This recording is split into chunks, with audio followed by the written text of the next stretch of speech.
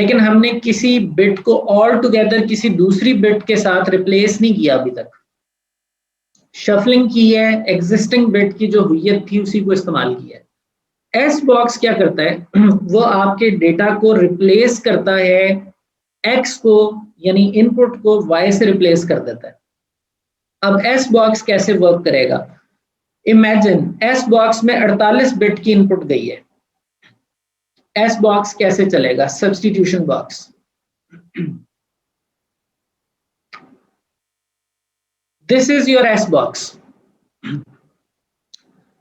48 bit गई हैं इसकी तरफ,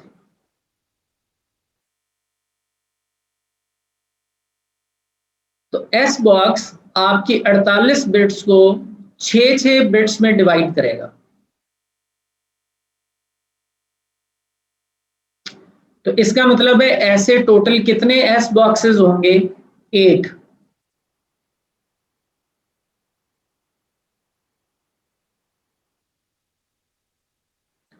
every box multiplied by 6 bits is equals to 48 bits जो हमने एज अ इनपुट दी है। तो वो ये हैं जो एज अ इनपुट आ रही है, जो पीछे कहीं ज़ोर हुई है। अब हो क्या रहा है कि इसकी जो पहली 6 बिट्स हैं और जो अगली 6 बिट्स हैं और जो अगली 6 बिट्स हैं उनके ऊपर एक सब्स्टिट्यूशन की वर्किंग हो रही है। वो कैसे हो रही है वो देखिए। एस बॉक्स क्या होता है? ये 4/16 का मैट्रिक्स होता है। 4/16 का एक टेबल होता है, डेटाबेस का टेबल होता है या एक्सेल की शीट होती है। इसकी 4 रोज होती हैं और इसके 16 कॉलम्स होते हैं। अब अगर मैं कहूं कि ये रो नंबर 0 है, ये रो नंबर 1 है, ये रो नंबर 2 है, ये रो नंबर 3 है, और ये कॉलम 0 है, ये कॉलम 1 है, कॉलम 2 है और कॉलम 3 और ये कॉलम 15 है। तो अगर आपसे कोई कहे कि रो नंबर 0 और कॉलम नंबर 1, तो जाहिर है रो नंबर 0 और कॉलम नंबर 1 हम इस चीज की बात कर रहे हैं। यहाँ पे जो वैल्यू पड़ी है हम उसकी बात कर रहे हैं। अगर कोई कहे आपको रो नंबर 3 और कॉलम नंबर 3, तो इसका मतलब है हम रो नंबर 3 और कॉलम नंबर 3 की बात कर रहे हैं। तो यहाँ जो वैल्यू पड़ी हुई है उसको रेफर कर रहे हैं। तो ये टेबल समझना तो मुश्किल नहीं है, ये एक्सेल के तवसत से we all know rows and columns और किसी सेल का रेफरेंस। अच्छा, अब हो क्या रहा है कि ये जो एस बॉक्स है ना जिसमें 4 रोज हैं और 16 कॉलम्स हैं, ये एस बॉक्स डिफाइन कर दिए जाते हैं। अगर आप यहां देखें तो आपको एस बॉक्स नजर आएंगे। ये एस बॉक्स नंबर 1 है, एस बॉक्स नंबर 1। ये इसकी रो 0 है, ये 1 है, ये 2 है, ये 3 है, और ये कॉलम 0 से लेकर 15 तक है। हर एक जगह पर कोई ना कोई आपको वैल्यू डिक्टेट कर दी जा रही है।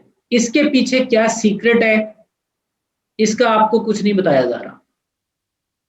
There is a pattern of values here, and every S box has a defined pattern.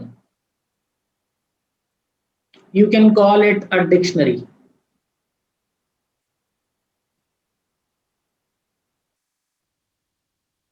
There does exist a science behind creating these S boxes. Actually जो ये साइंटिस्ट्स होते हैं, क्रिप्टोग्राफर्स होते हैं, वो इस एस बॉक्स को ही डिजाइन करते हैं और उसके पीछे उनकी एक सोच चल रही होती है, और वो सोच बेसिकली उसका एक सीक्रेट रेसिपी है कि सब कुछ पता चल रहा है लेकिन इसके कॉम्बिनेशन पर, और यहाँ 14 ही क्यों है, यहाँ पर 2 ही क्यों है, यहाँ पर 10 ही क्यों है, उसके बारे में हमें वो रावी जो है डेस्क का वो खामोश है, वो कुछ नहीं बताता। बस ये वैल्यूज ऐसे ही हैं and we need to follow them accordingly. और इस चीज का ये कई साल सबूत दे चुकी हैं 2015 तक कि ये तब तक डिकोडेबल नहीं थी, स्टार्टिंग फ्रॉम 1977। अब ये जो एस बॉक्स है जिसमें वैल्यूज फिल्ड हैं उन रोज और कॉलम्स में, हम वापस अपने एस बॉक्स पे आ जाते हैं। तो इनमें जो वैल्यूज हैं वो पड़ी हुई हैं हर सेल में, वो हमने ऊपर देख ली हैं।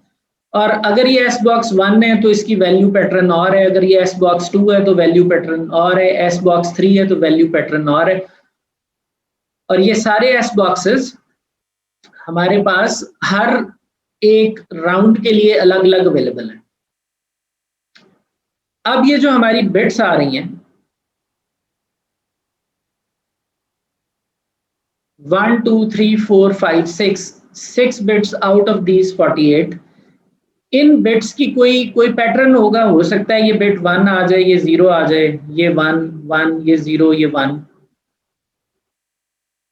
इस 48 बिट्स की पहली 6 बिट्स, अगली 6 बिट का कोई और कॉम्बिनेशन हो सकता है, 1 1 0 1 1 0, ये अगली 6 हैं। और इसी तरह हमारे पास 8 सेट हैं। इनकी ये जो पहली 2 बिट्स हैं, इनकी वैल्यूज से रो पता चलती है और इससे कॉलम पता चलता है।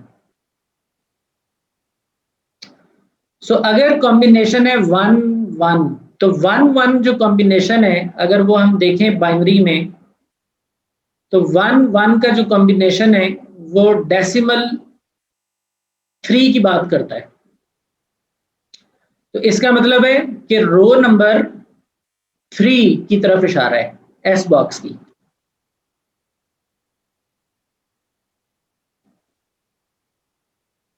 इस बिट पैटर्न के तहत रो नंबर 3 की तरफ इशारा है। अच्छा जी, रो तो 3 है, कॉलम क्या बन रहा है? 0 1 1 0 0 1 1 0, तो ये बनता है कॉलम नंबर 6। रो बनती है 3, कॉलम बन रहा है 6। कॉलम 6 है 0 1 2 3 4 5 और यहां पर आने वाला कॉलम ये 6 है।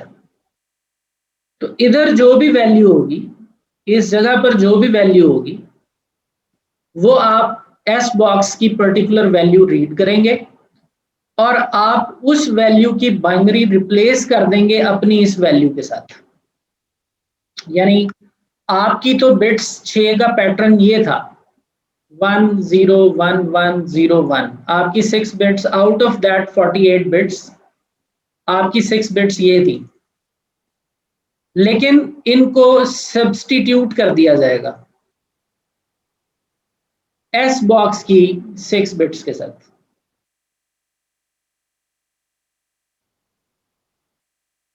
और वो कौन सी 6 बिट्स होंगी एस बॉक्स की, कहां से ली जाएंगी, वो आपका डेटा पैटर्न खुद गाइड करेगा कि एस बॉक्स की कौन सी रो और कॉलम में से सेल की वैल्यू उठाकर इन 6 को उन 6 से रिप्लेस कर दो।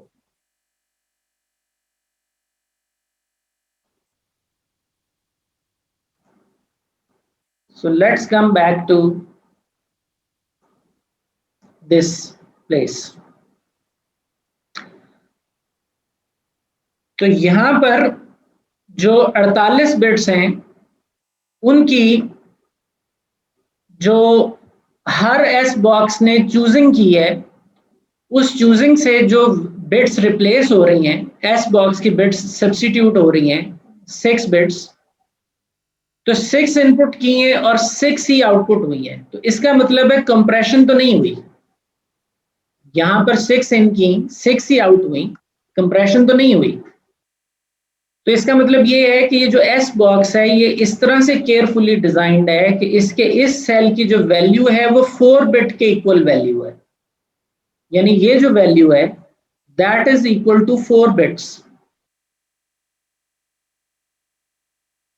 This S box cell value is going to give you a bit pattern of 4 unique bits. So using your 6 bits, we are choosing a cell where we are getting 4 bits value.